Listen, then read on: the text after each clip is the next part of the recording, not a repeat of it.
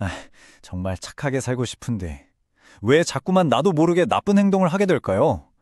혹시 이런 고민 해보신 적 없으신가요? 아마 대부분이 공감하실 텐데요. 오늘 이 문제의 아주 근본적인 원인을 파헤쳐 보려고 합니다. 바로 원어의 샘, 윤영문 목사님의 통찰을 통해서인데요.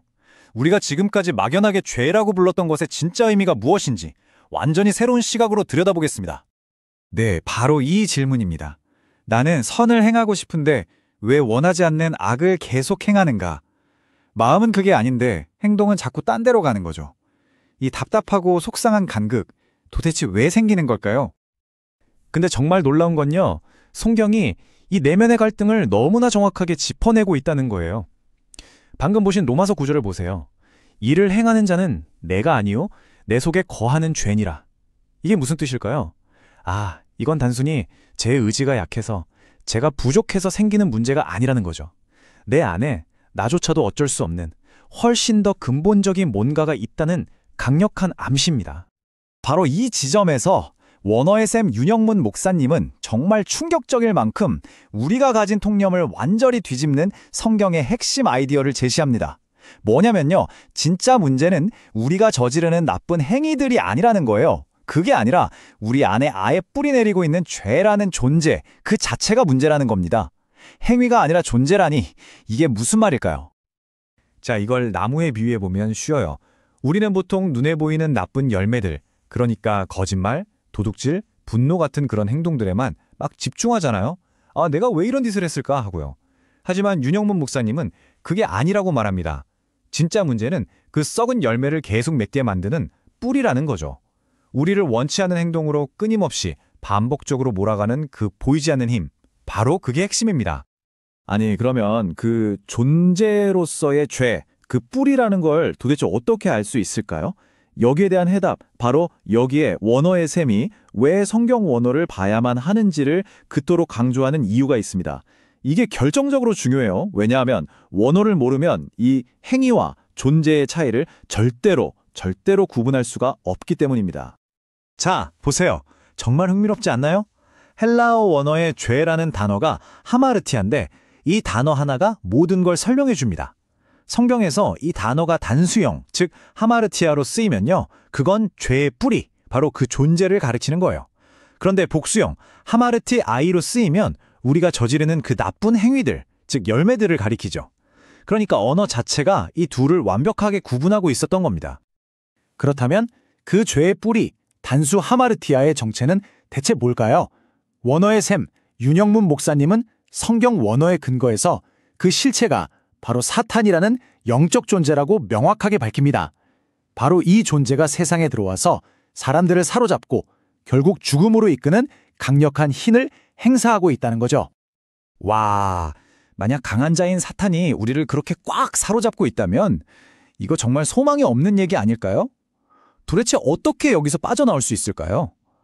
다행히도 성경은 여기에 대해 아주 흥미로우면서도 명확한 해법을 제시하고 있습니다. 성경을 보면요, 그 강한 자를 굴복시키기 위해 오는 더 강한 자가 있다고 말합니다. 그리고 그 더 강한 자는 바로 예수 그리스도이십니다. 예수님께서 자신의 죽음과 부활을 통해서 마귀가 쥐고 있던 그 죄와 죽음의 권세를 완전히 깨트리고 우리를 자유롭게 하기 위해 오셨다는 거죠. 자, 이 놀라운 승리는 믿는 사람의 삶에서 아주 구체적인 3단계 변화 과정으로 나타나게 됩니다. 첫 번째, 죄의 종이었던 나의 옛사람이 그리스도와 함께 죽는 거고요. 두 번째, 그렇게 죄의 몸이 힘을 잃어서 우리가 더 이상 죄의 존재에게 종노릇하지 않게 되는 겁니다.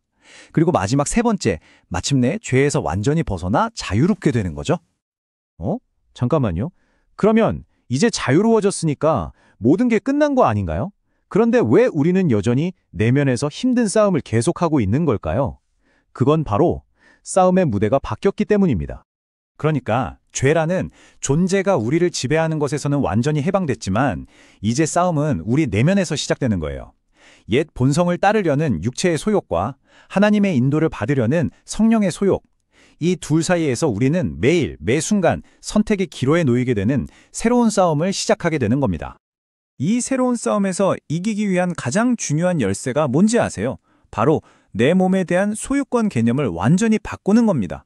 내 몸은 내 거야가 아니라 이제 내 몸은 하나님의 것입니다 라고 인정하는 거죠. 왜냐하면 우리 몸은 이제 하나님이 거하시는 거룩한 성전이 되었으니까요. 자, 이 새로운 싸움에서 우리가 어떤 선택을 하느냐에 따라 그 결과는 정말 하늘과 땅 차이로 다른 두 가지 삶으로 이어지게 됩니다. 예수님께서는 우리에게 그냥 생명만 주겠다고 약속하신 게 아니에요. 요한복음 10장 10절을 보면 생명을 얻게 하고 더 풍성히 얻게 하려고 오셨다고 말씀하십니다. 그냥 사는 게 아니라 정말 넘치도록 풍성한 삶이죠. 또 나왔습니다. 여기서도 원어를 보면 그 의미가 정말 어마어마하게 깊어져요. 더 풍성히라는 이 단어의 헬라어 원어가 페리소스인데요. 이건 그냥 양이 많아지고 부자가 되는 그런 차원의 이야기가 아닙니다. 질적으로 비교 자체가 불가능할 정도로 우월하고 탁월하고 차고 넘치는 그런 삶을 의미하는 단어예요. 그럼 이 페리소스의 삶, 이 탁월한 삶이란 구체적으로 어떤 모습일까요? 보시는 것처럼 이건 세상적인 성공과는 기준이 완전히 다릅니다. 하나님의 임재 안에서 풍성하게 공급받고 선물처럼 의롭게 살아가고 영광스러운 직분을 감당하고 감사가 막 넘쳐 흐르고 지혜로 하나님의 뜻을 알고 사랑이 점점 더 풍성해지는 것, 전부 하나님과의 깊은 관계 속에서만 누릴 수 있는 것들이죠. 자, 이제 선택은 우리에게 달려 있습니다. 옛 본성을 따라 육체의 종노릇하며 살아갈 것인가, 아니면 하나님 안에서 이토록 풍성하고 탁월한 페리소스의 삶을 살아갈 것인가? 이 질문 앞에 여러분은 어떤 선택을 하시겠습니까? 바로 이 지점에 오늘 내용의 가장 중요한 핵심입니다. 윤영문 목사님께서 가장 강조하시는 부분인데요. 우리의 신앙생활이 그냥 내 기분이나 내 생각, 내 경험을 따라서 가는 게 아니라는 겁니다. 반드시 하나님의 관점, 즉 성경 원어가 정확하게 말하고 있는 그 진리를 기준으로 삼아야 한다는 거죠. 왜냐하면 뭘 알아야 제대로 선택을 할 수 있잖아요. 정확한 진리를 모르면 올바른 선택 자체도 불가능하기 때문입니다. 오늘 제가 설명해드린 이 내용들, 죄는 행위가 아니라 존재다. 더 강한 자가 오셨다. 페리소스의 삶을 살아야 한다는 이 이야기들에 더 깊은 궁금증이 생기셨나요? 그렇다면 이 모든 가르침의 원천인 윤영문 목사님의 원어의 샘 유튜브 채널을 꼭 방문해 보세요. 원어 성경이 열어주는 놀랍고 새로운 세계를 훨씬 더 체계적으로 그리고 깊이 있게 배우실 수 있을 겁니다.